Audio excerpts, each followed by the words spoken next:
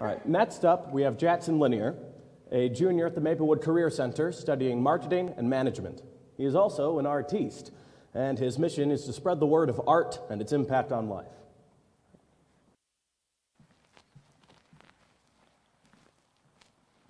Hello.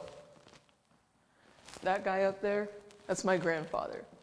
He told me one time he had to go speak at a conference, and he said he was going to open with a joke, but told the MC, said don't do it. He did it anyways. Went up there, said it, nobody laughed. My grandma leaned over and said, told him not to do it. But my story has no jokes.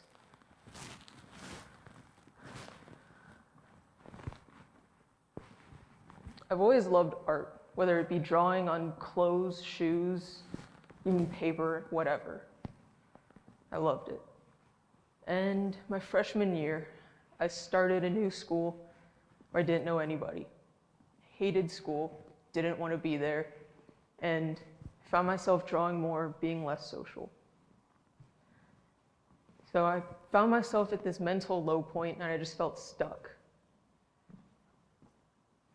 And I tried to kill myself.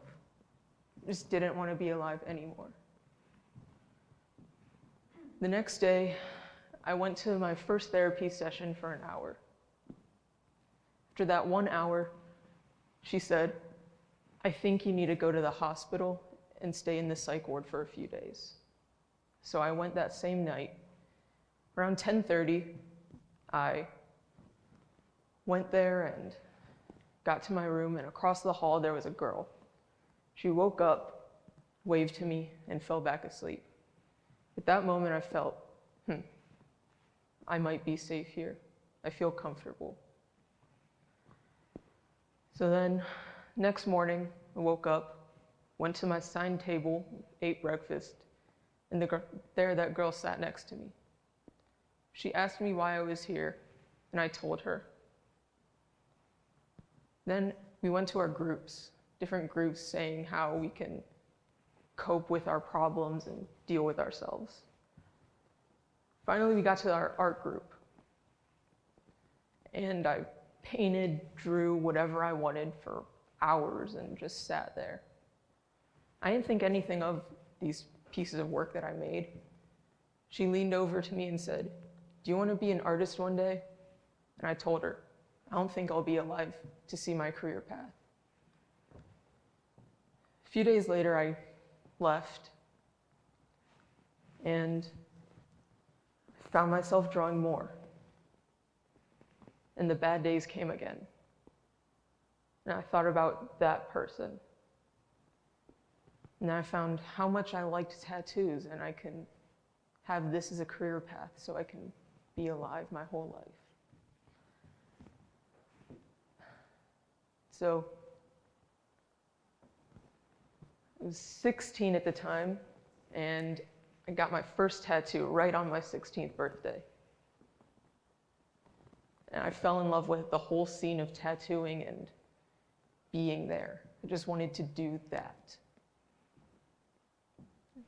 Fast forward to 1 year later, my mom, she got me equipment and tattoo machines to do it myself. I know who would give their child something that could permanently scar their body, but she believed in me and what I could do.